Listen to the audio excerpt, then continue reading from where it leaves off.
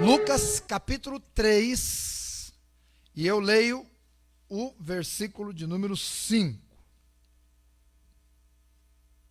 Diz assim a palavra do Senhor: todo vale se encherá, e se abaixará todo monte e outeiro, e o que é tortuoso se endireitará, e os caminhos escabrosos se aplanarão, e toda a carne verá a salvação de Deus. Toda a carne verá a salvação de Deus. Agora, ouça Efésios 5,18. E não vos embriagueis com vinho, em que há contenda, mas enchei-vos do Espírito. Vamos orar. Nosso Deus, tua igreja está aqui reunida por tua causa, por causa do teu nome, e porque a tua igreja precisa do alimento espiritual e precisa adorar o Senhor, porque em ti o nosso coração se satisfaz. Ele, ó Deus, é preenchido com toda sorte de bênção, conforme a tua palavra diz. Mas não só por isso, nós estamos aqui porque acreditamos, ó Deus, com toda a nossa alma e entendimento, que o Senhor é Deus forte e poderoso, Senhor de guerra, Senhor restaurador fiel, Criador dos céus e da terra, que no montão ajuntou os mares, que criou a terra seca, que fez o céu e as estrelas, que criou as aves e os animais, que tudo sustenta para a tua glória. Nós cremos no Senhor nosso Deus de todo o nosso coração. Cremos também na realidade do teu Espírito como pessoa. E o Senhor Jesus disse ao Nicodemos, lá em João 3, que o Espírito do Senhor sopra onde quer. Nós não sabemos como ele vem, nem como ele vai. É o Senhor Jesus quem disse isso em João 3. Mas ele sopra aonde ele quer. E Pai, nesta manhã, nós queremos pedir ao Senhor, sopre neste lugar. Sopre sobre a nossa vida. Retire de nós a poeira da incredulidade. Retire de nós, ó Deus, a poeira do mau caráter. Retire de nós, ó Deus, a frieza de espírito. Retire de nós qualquer inclinação carnal. Sopre neste lugar, Senhor. Sopre retirando qualquer cegueira que possa haver espiritualmente, qualquer artimanha maligna, qualquer instrumento das trevas que esteja impedindo que a gente veja corretamente e claramente a glória do Senhor. Sopre neste lugar, nesta manhã, Senhor. Sopre sobre nosso coração, levando-nos a sermos tocados, despertados, transbordados, até que o teu Espírito próprio, Deus, domine sobre nós e sobre nossa vontade, e tudo faça para a tua glória. Sopre sobre nós, é o que a tua palavra diz. E agora que nós vamos recebê-la na pregação, sopre-a em nosso coração, para nós sermos tocados, transformados, impactados, encorajados, animados. Sopre sobre o nosso coração, em nome de Jesus, amém. Sentai-vos. Se você notar o versículo 4 do capítulo de número 3 de Lucas, verás que quem disse as palavras que estão registradas nos versos 5 e 6 foram nada mais, nada menos do que o maior homem que já pisou por essa terra de acordo com Jesus. O maior homem nascido de mulher, João Batista, a voz do que clama no deserto. Eu tenho tentado entender esse negócio de pregar no deserto. Pregar para quem? Voz do que clama no deserto. Será o deserto o coração aqui das almas sem Jesus? Pode ser, né, nos dias de hoje. João Batista foi o homem que Deus usou para preparar os caminhos para a chegada do Salvador. Que privilégio, não, irmãos? Que privilégio preparar os caminhos para a chegada do Salvador. Que privilégio preparar o caminho da salvação de muitas almas. Sabe que de vez em quando você é usado dessa forma, né? Quando você convida alguém para o culto, quando você fala de Jesus para a sua família, quando você compartilha o evangelho com alguém, você está preparando os caminhos para o Senhor Jesus chegar e transformar aquela vida. João Batista não era um eco, era uma voz. Ele não proferia a verdade, ele era a boca de Deus que traz a verdade. Ele não apenas prega com eloquência humana, mas com poder divino. Sua vida era irrepreensível, suas palavras irresistíveis e suas obras irrefutáveis. João Batista foi um ícone, foi um servo, foi um homem de Deus que pisou por este chão. Um dos sonhos que eu tenho na minha vida, não sei se Deus permitirá realizar, mas se Ele permitir, eu lhe ficarei muito, muito agradecido. É o sonho de ir para Israel. É 2, irmã? Aleluia. 3? Ué, de repente nós vamos fazer uma caravana. Olha lá, 4. E pisar naquele chão. Irmãos, já pensou a sensação maravilhosa que é você lá no Rio Jordão? Onde João teve a bênção de estar com Jesus. Jerusalém, as ruas por onde Jesus andou, os lugares, o deserto onde João Batista pregou. Eu não sei se eu vou conter as minhas lágrimas quando eu puder chegar naquele deserto e poder lembrar de textos como esse. A voz do que clama no deserto clamou aqui. Já pensou que delícia, Claudemir? Vamos sonhar juntos, de repente Deus nos ajuda a realizar esse sonho juntos, né? Um dia pisar naquele chão. João Batista preparou os caminhos para a chegada do Messias. Seu propósito não foi exaltar a si mesmo, mas exaltar a Cristo. Ele foi uma vela que foi perdendo o seu significado quando o sol da justiça nasceu, quando Cristo foi se tornando público. Então a vela da vida do João Batista foi se apagando, né? Quem é que acende uma vela quando está o sol ao meio-dia? Para quê? Que luz produz uma vela quando o sol está brilhando bonito, né? Ela é ofuscada por este sol maior. Ele foi como aquela telefonista, e agora eu vou voltar aqui aos anos da época da irmã Germana. Com todo respeito, viu, irmãzinha? Lembra daquele tempo que para você ligar você tinha que ir lá, enfrentar a fila naquela cabine? Aí você chegava lá, eu peguei isso aí, viu, irmãos? Peguei isso aí. Aí você chegava lá, ficava na fila, né? Tinha uns 4 ou 5 na fila, aí um falava e tal. Aí chegava a sua vez, você ligava para a telefonista. A telefonista pegava o número para quem você queria falar, daí ela ligava para a pessoa. Ela dizia, fulano vai falar. Aí ela colocava a gente em contato com a pessoa e saía de cena. E aí a gente falava. Eu peguei isso aí ainda, viu, irmã Germana? Olha aí. Pegou também, irmã? Poxa vida, hein? Tamo junto. Telefone preto ainda, ela lembra até a cor. João Batista foi essa pessoa, como a telefonista, que colocou o Salvador em contato com a humanidade. E na medida que esse contato aconteceu, ele disse que ele cresça e que eu diminua. Ele veio preparar o caminho do Salvador. E aí ele pregou algumas mensagens. As mais conhecidas são as mensagens do arrependimento. Eu garanto para você que, se alguns de nós ouvíssemos as mensagens de João Batista, irmãos, nós íamos ficar chocados. Normalmente ele começava a mensagem assim: raça de víboras!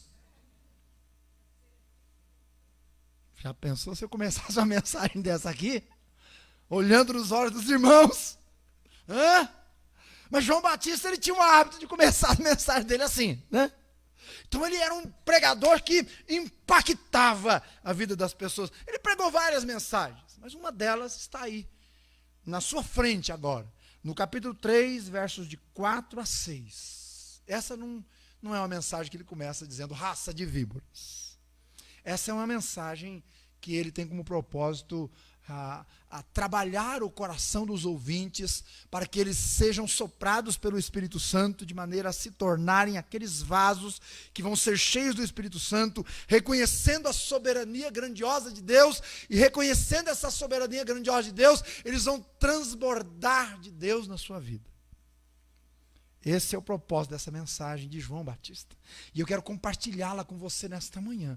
E desafiar o seu coração a deixar que o Espírito Santo, que sopra onde quer soprar na sua vida hoje de manhã, e trabalhar você, e motivar você, e limpar talvez alguma área, e direcionar o seu coração para você ser aquela pessoa que Deus quer que você seja para a glória dele. Irmãos, muitas ou milhares de pessoas, desde sexta-feira até terça-feira, quarta-feira, vão se encher da sua carne, dos prazeres da carne, daquilo que é podre, daquilo que é nojento, daquelas músicas infernais, que até crente, se começar a assistir, o pezinho começa a chacoalhar. Tão infernal que é. É verdade.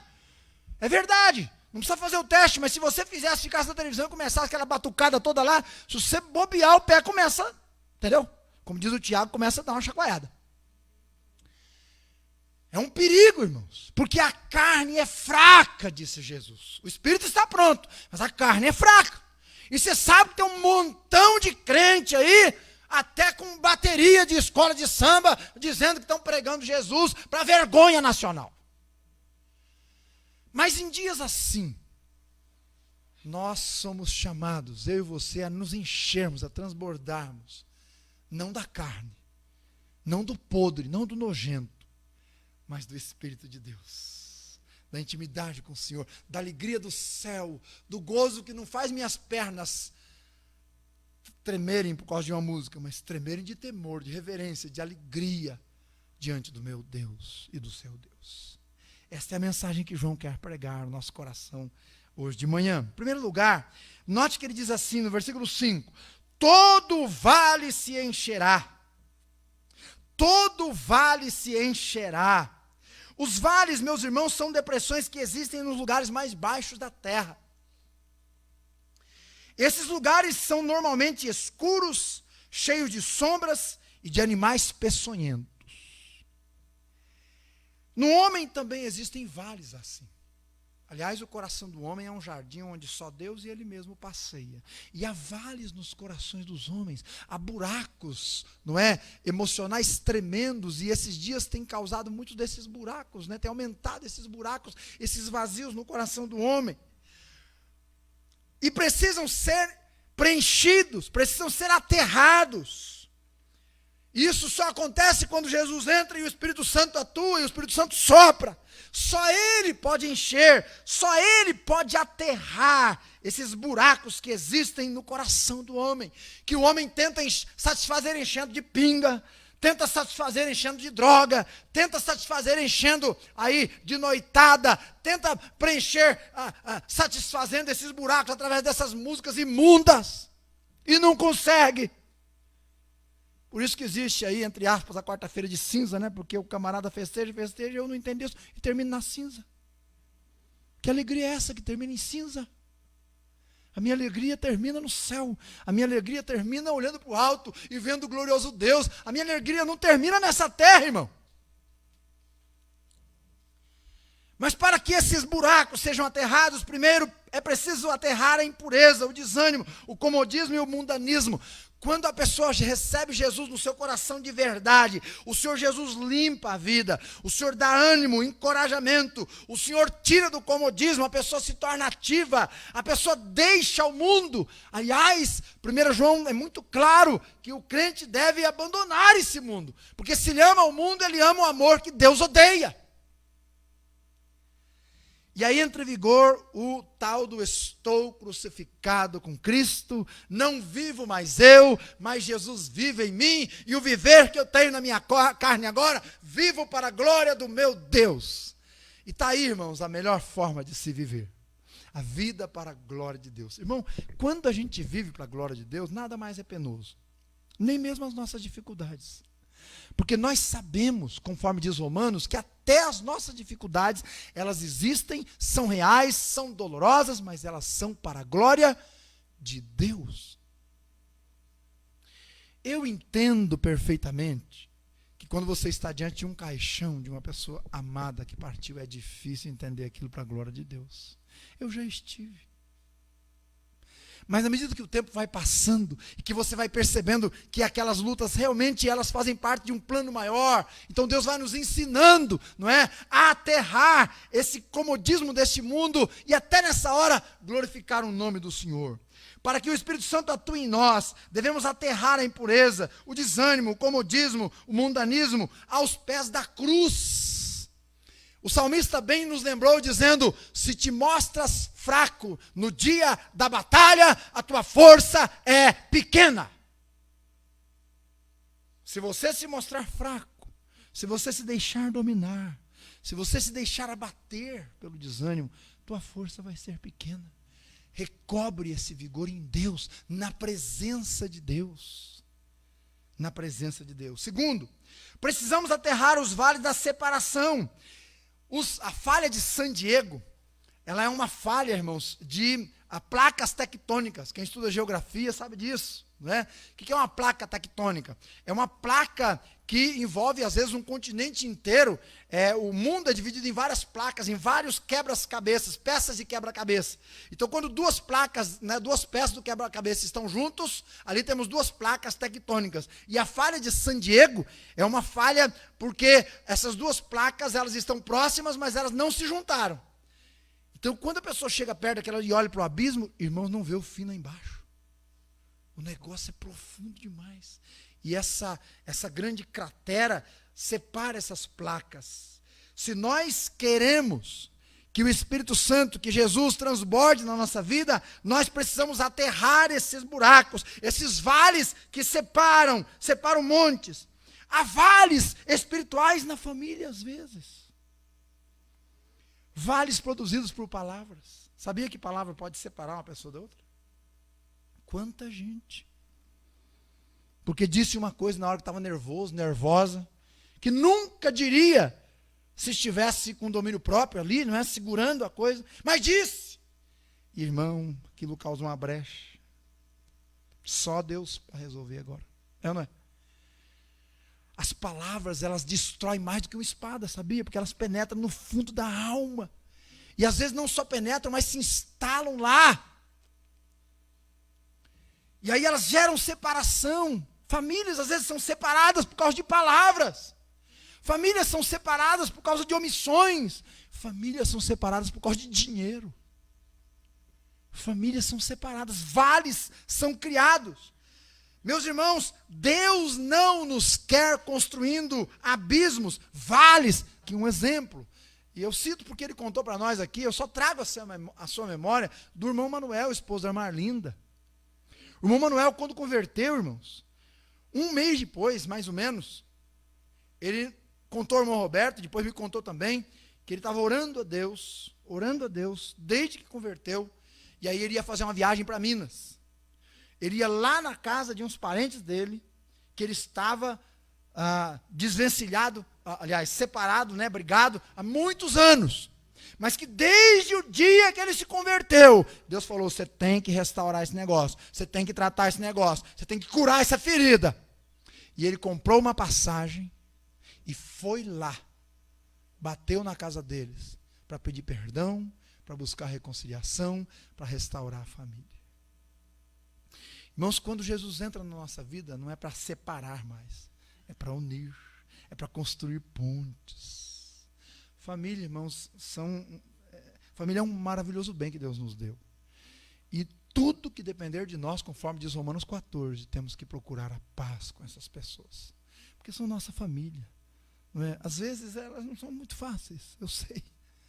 Às vezes elas são difíceis, mas no que depender de nós, temos que procurar a paz. Então, se há vales espirituais na sua família, faça o que diz a Bíblia aqui: vales serão aterrados. Deus é capaz de aterrar esse vale. Deus é capaz de construir uma ponte. Deus é capaz de te reaproximar, para você viver bem, em paz. É preciso enxergar que o amor que nos une é muito maior que o pecado que nos quer separar. Às vezes o que nos separa é uma simples mentira, um gesto que eu não gostei, ou uma mensagem que eu apaguei lá no Facebook, lá no WhatsApp, A pessoa escreve uma mensagem, daqui a pouco ela apaga, aí deixa não é? Ela estava discutindo com uma pessoa, nesse contexto, tá? Às vezes ela está discutindo com uma pessoa e ela diz uma coisa e apaga e a outra pessoa fica, eu sabia que eu não tinha coragem de falar. Nesse contexto, tá, gente? Porque às vezes eu também apago mensagem que foi para o lugar errado. Aliás, esse negócio de WhatsApp é um problema, não é não? Isso, às vezes eu recebo cada mensagem, irmãos. Cada mensagem, né? E dali a pouco vem, pastor, me desculpa aí, não era para o senhor, essa conta aqui não era sua, não. Eu digo, amém, irmão. Aleluia! Né? Porque dá cada sufoco na gente às vezes. Mas dentro de um contexto, às vezes a palavra dói demais, né? Então, mágoas precisam ser perdoadas, amarguras precisam ser confessadas e deixadas, porque a mensagem de João é: todo vale se encherá. Se há na sua vida uma separação com alguém, na sua família, ouça a palavra de Deus hoje de manhã. Deixe o Espírito soprar no seu coração, enquanto é tempo, e vá reconstruir a sua vida com a sua família, vá construir uma ponte. É isso que Deus quer com certeza, para que Jesus faça uma grande obra ali. Segundo lugar, ele diz ainda no versículo 5, e se abaixará todo monte e outeiro. O que são os montes, senão o orgulho, a soberba e a altivez? O orgulho é a declaração da autossuficiência, da independência. É como uma montanha no caminho que impede o Senhor de manifestar-se. Meus irmãos, onde há soberba, o Senhor não trabalha, a não ser para quebrar. Mas pode existir soberba em nosso coração, orgulho, concupiscência, vaidade. Pode existir no nosso coração aquele sentimento de que, não, eu realmente agora cheguei por cima da carne seca, né? Eu agora sou o topo, nota 10. Pode acontecer isso? Pode. Com qualquer um de nós, irmãos. Não é sem razão que o livro de Provérbios vive repetindo sobre tudo que o homem deve guardar. Guarde o seu coração, porque é dali que procedem, que brotam as fontes da vida. E o coração humano, meus irmãos, diz a palavra, enganoso, corrupto. Quem o conhecerá? A gente fala baixo de vez em quando para não passar por doido. Mas de vez em quando eu tenho que dar uma chacoalhada em mim mesmo, no meu próprio coração, eu tenho. Eu tenho que dizer para ele, cala essa boca, coração miserável. Fecha essa matraca e me deixa quieto. Eu quero ouvir a voz do Espírito e não a sua. Cala essa boca, coração. Entregue aos desejos da carne. Cala essa boca. De vez em quando eu falo baixinho que é para não passar por louco. Porque você já imaginou no trânsito, você está ali e tal, para no semáforo e você começa a falar assim, alguém olha, só está você dentro do carro, o cara já vai ligar para o manicômio. Né? Mas que você tem que falar, tem. O salmista fez isso várias vezes. Quantas vezes o salmista disse, minha alma, espere em Deus, aquieta-te. Porque estava lá, atazanando, importunando, instigando a coisas erradas. Nabucodonosor, no livro de Daniel, aliás, nós estávamos até conversando essa semana sobre ele lá na rádio, foi um grande rei. Nabucodonosor, mesmo antes de ser crente, Deus chamou ele de meu servo. Porque até os ímpios, irmãos, estão sob o controle de Deus. Nenhum deles escapa. Nenhum deles. Até o ímpio. E o Nabucodonosor, ele cresceu muito. Ele foi um grande líder. Ao ponto de chegar um dia dele contemplar o seu reino e dizer, bom, eu sou o cara. Ou como diz o Roberto, esse cara sou eu. Né, Ronaldo? Ronaldo fala muito do Roberto. Então chegou um dia que ele disse, esse cara aí sou eu sou o tal, eu sou o governador, eu sou o grande. Deus chamou Daniel e falou, Daniel, vai dar um recadinho para o sujeito lá, que está meio tupetudo. Fala para ele que eu vou tirar o reino da mão dele. Ele vai pastar 7 anos como um animal. Vai crescer pelo, vai crescer a unha. Não vai ficar no reino dos homens, porque vai ser jogado fora lá. Vai comer que nem os animais. E diga para ele que depois desse tempo eu vou restaurá-lo. Para ele saber que existe um Deus soberano no céu. E que ele não é nada, nada sem o meu cuidado. Ele foi comer capim com os animais, por nutrir orgulho no seu coração. Irmãos, a palavra é clara, a soberba precede a ruína. Sabe um dos meus medos como pastor? Porque como pastor, irmãos, a gente acompanha os irmãos, né, no dia a dia e tal. E a gente vê que de repente alguém começa a despontar, né, financeiramente, sei lá. Quando essa pessoa faz isso no temor do Senhor, é uma benção. que gostoso de ver. Mas quando essa pessoa começa a despontar e aquele bem, aquele recurso começa a dominar ela, eu me preocupo muito. Me preocupo se ela for crente, porque a Bíblia diz, a soberba precede a ruína. A pessoa envereda por um caminho achando que é autossuficiente. Deus diz, sem mim vocês não podem fazer nada. Não sejam tolos. Herodes, a exemplo de Nabucodonosor, se postou, fez uma prédica, deu uma palavra lá muito bonita, não é como um líder estadista, e depois da prédica o pessoal disse, é a voz de Deus e não do homem. Diz a Bíblia que o Herodes guardou aquilo no coração. Imediatamente o Senhor fez ele morrer comido de bicho. Morreu comido de bicho. A salvação não acontece antes do homem humilhar-se diante de Deus. Nabucodonosor, na minha visão, foi salvo. Porque Deus restaurou ele não só no trono, mas ele entendeu a mensagem. Foi convertido e tornou-se um servo do Senhor. Porque houve arrependimento. Mas sem arrependimento não há conversão, não há restauração, não há transformação, não há mudança. Primeiro o homem reconhece o seu pecado e depois é perdoado. Primeiro o homem escuta a lei, depois se deleita na graça. Os montes serão, diz a palavra ali, rebaixados, quer dizer, o orgulho será tirado. Os montes também falam da incredulidade. Deus se manifesta na medida em que confiamos nele. Muitas vezes, meus irmãos, vocês sabem disso, lendo a Bíblia, que Jesus não pôde realizar milagres dentro de Israel porque faltou o quê? Fé. Pastor, como é que é o negócio? Quer dizer que existe, então, uma questão que eu preciso confiar para Deus agir? Claro. Ué, sempre foi assim. Deus opera, mas Deus opera onde a fé trabalha também. O que é a fé? É a confiança em Deus. É a confiança no Senhor. A incredulidade é uma afronta a Deus, irmãos. Não acreditar que Deus pode realizar, se esta for a vontade dele, é uma afronta. Por isso ele coloca montes intransponíveis no caminho das bênçãos dos céus. A incredulidade é um entrave à chegada do avivamento. A incredulidade é vista quando o culto ao Senhor já não é mais a primazia na minha vida. A incredulidade é vista quando, por qualquer motivo, Deus não tem mais a palavra final, a autoridade máxima nas minhas decisões. Nessas ocasiões, digo que Deus é o meu Senhor, mas acabo sendo o Senhor de mim mesmo. João Batista disse que para que o Senhor, ele realmente transborde em nós, sendo Deus soberano, é preciso que montes sejam rebaixados. Inclinar a cabeça, curvar-se diante do Deus Altíssimo. Sabe, irmãos, eu tenho aprendido ao longo da minha vida que é verdade, a soberba precede a ruína. Tenho aprendido também que a arrogância é tolice. Olha, irmãos, nós somos carne e osso. Nós somos tão pequenos. Nós somos tão frágeis. Você sabe que um vírusinho está causando uma tragédia no mundo.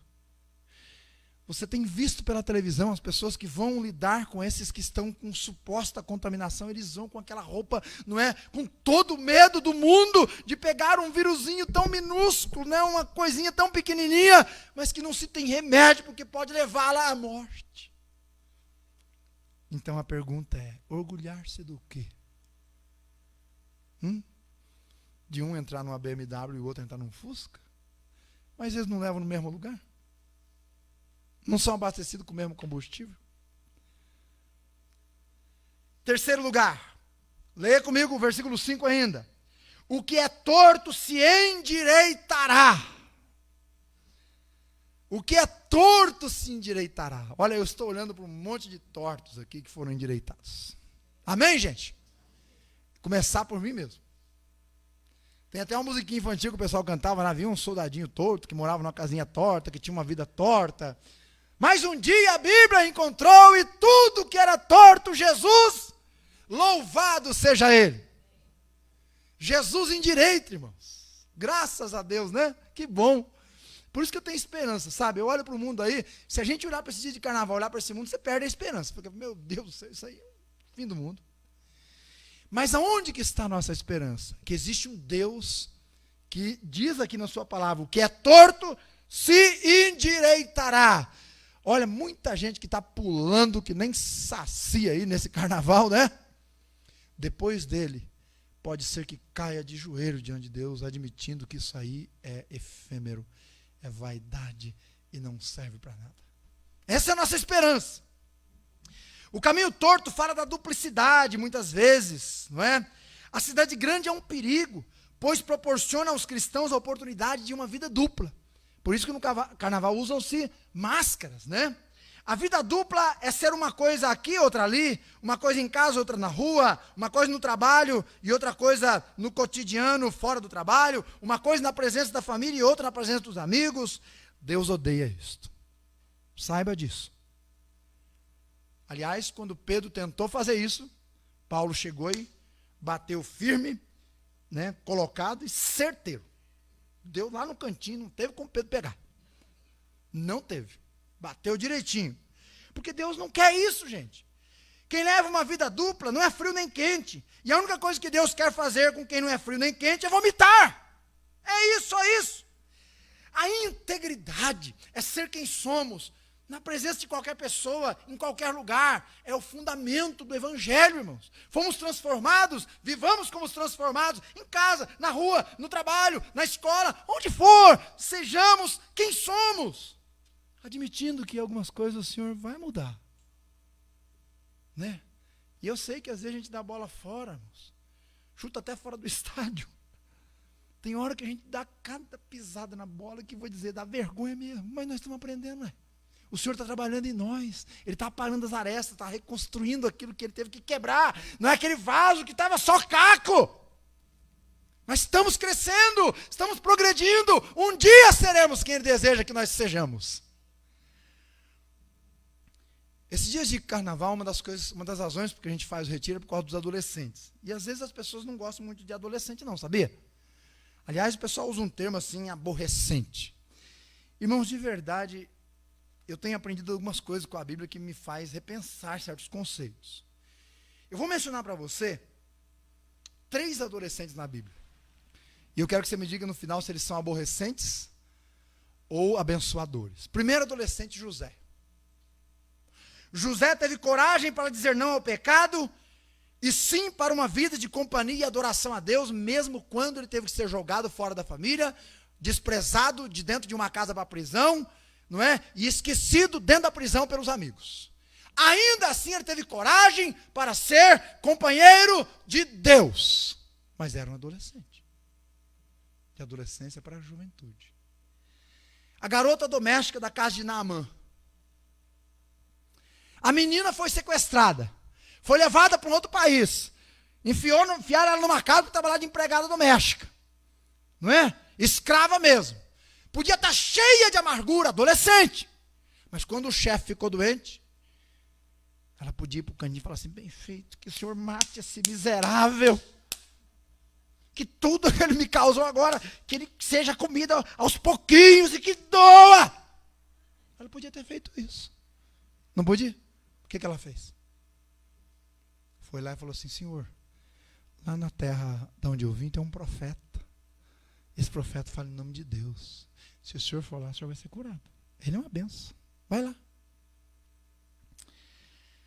Ela teve firmeza para continuar ao lado do Senhor, mesmo longe da família, longe da sua terra, e coragem para pregar o nome de Deus para quem queria o seu mal. Um adolescente, gente. Ó. O último exemplo, Daniel e os seus 3 amigos. Você conhece um pouquinho do livro de Daniel, com certeza? E lembra que Daniel e os seus amigos foram acuados de todo tipo. Para comer a comida desse mundo, para deitar e rolar na Babilônia. Para serem mais um no meio da multidão. Para se prostrarem diante de imagens a custo do seu pescoço se não o fizessem. Mas como é que eles agiram, os 4? Pode jogar na fornalha. Pode jogar dentro da cova. Nós vamos servir a Deus. União e confiança para não se prostrar diante do pecado. Me digam, irmãos, eram aborrecentes? que eram esses irmãozinhos. Uma bênção! Gente, nós temos adolescentes aqui que são preciosos, que Deus tem trabalhado na vida deles, vai usar a vida deles, serão homens e mulheres de Deus, estarão aqui no nosso lugar daqui uns dias pregando a palavra, cuidando da igreja, sendo diáconos, sendo professores, sendo pastores. Olha o Dani lá no seminário já. Bênção de Deus! Porque Deus, meus irmãos, é aquele que pega o torto e endireita. Enquanto houver pecados escondidos em nossa vida, nós precisamos de visitação do céu, para que Deus endireite, para que Deus trabalhe e para que Deus nos use. Eu quero dizer para você, não ter vergonha de falar de Deus, com Deus sobre seus problemas. Não tem vergonha, viu, irmão? Não tem, não. Fala mesmo, até porque Ele já sabe. Não adianta esconder, não adianta colocar uma vassoura atrás da porta para Deus não entrar. Deus entra mesmo, Ele vê tudo, Ele vê lá dentro, Ele sabe todas as coisas. Então fale com Ele. Porque quando você fala com Deus, você diz para Deus, Deus, o Senhor já sabe, agora eu estou dizendo, então estou me colocando no lugar de réu, eu sou essa pessoa aí. E eu preciso do Senhor, me ajude. E Deus vai trabalhar, porque Ele diz, o que é torto será endireitado. E finalmente, os caminhos escabrosos se aplanarão. O caminho escabroso fala de algo que está fora do lugar. É algo de difícil acesso, pedregoso.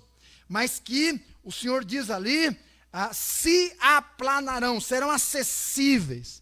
Haverá uma mudança de tal maneira que aquilo que está fora de lugar será colocado no lugar e a pessoa andará direito. Agora eu quero convidar você a ir lá para o Salmo 33 comigo. Abra a sua Bíblia lá, por gentileza. No Salmo 33, deixe-me mostrar isso para você lá.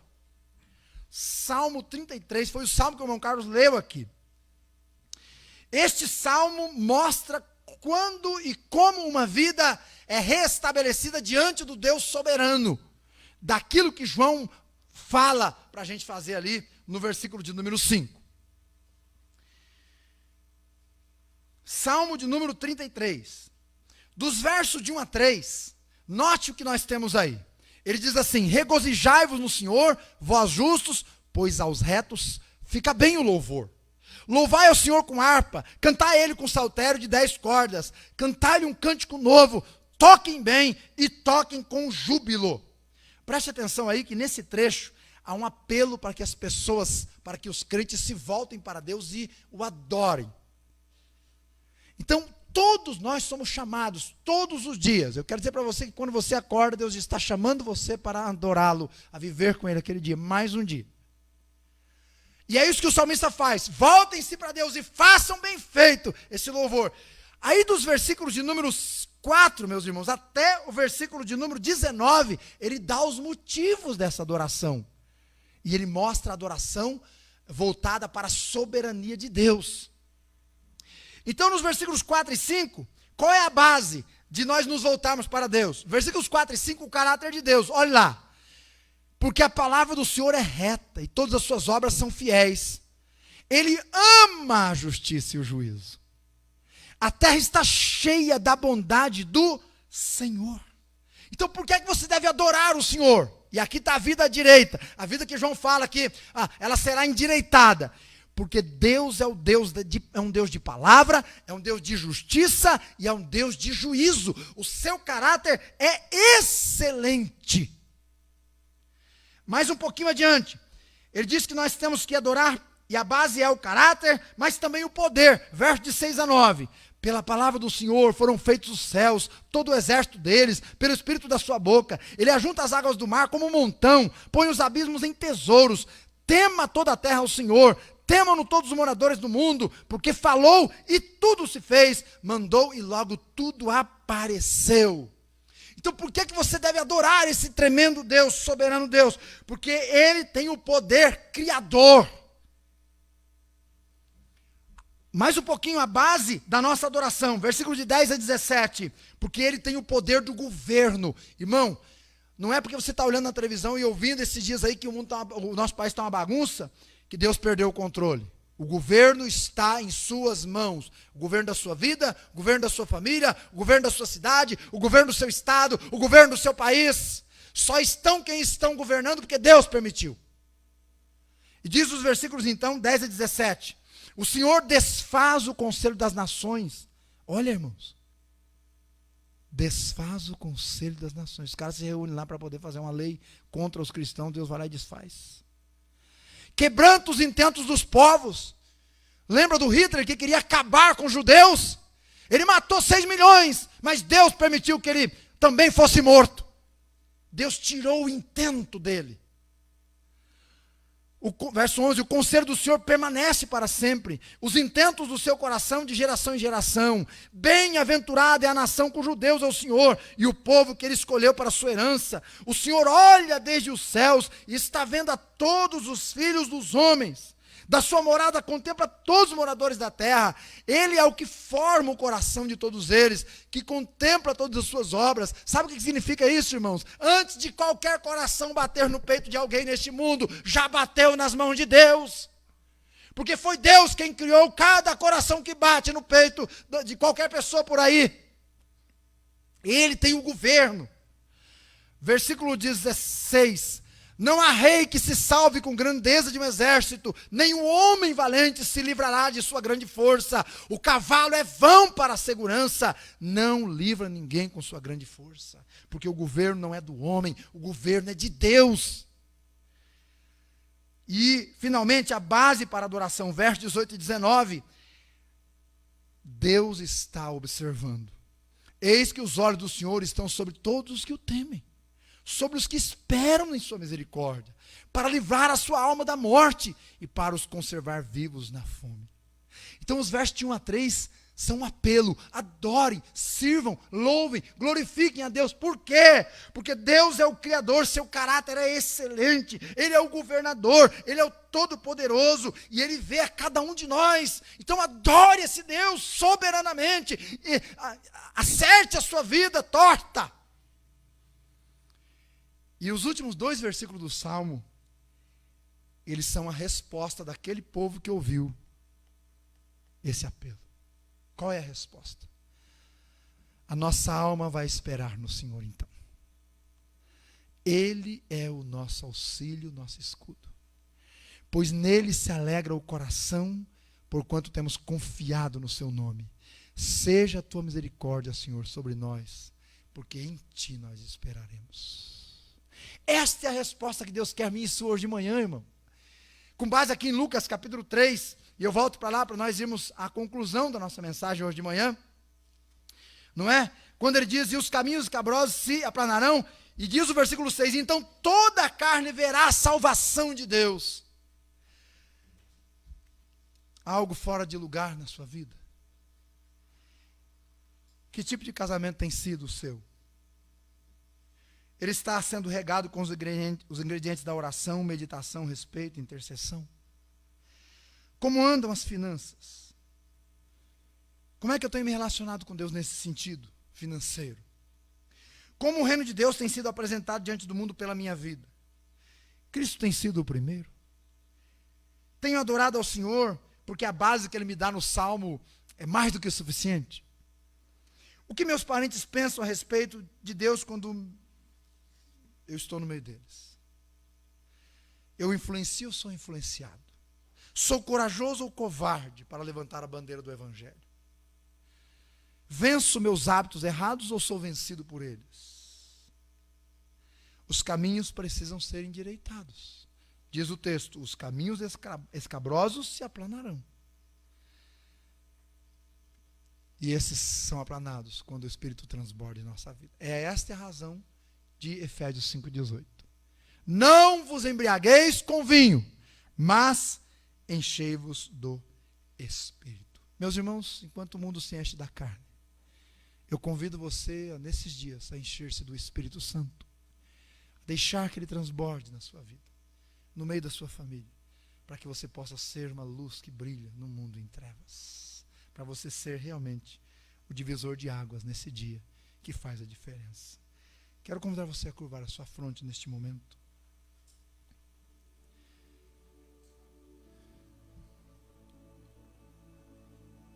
Eu comecei essa mensagem dizendo que o Espírito sopra onde quer. A gente não ouve a sua voz, não sabe de onde ele vem nem para onde vai, mas ele sopra. Queira Deus que ele tenha soprado em nossas vidas hoje, de tal maneira, irmão, que cada cômodo do nosso ser seja cheio da disposição de que o orgulho seja retirado, os vales preenchidos, o que é torto endireitado e os caminhos difíceis aplanados, até que a salvação seja vista em nossa vida mesmo. Eu não tenho dúvida de que você quer Deus usando sua vida. Eu não tenho dúvida de que Deus quer te usar.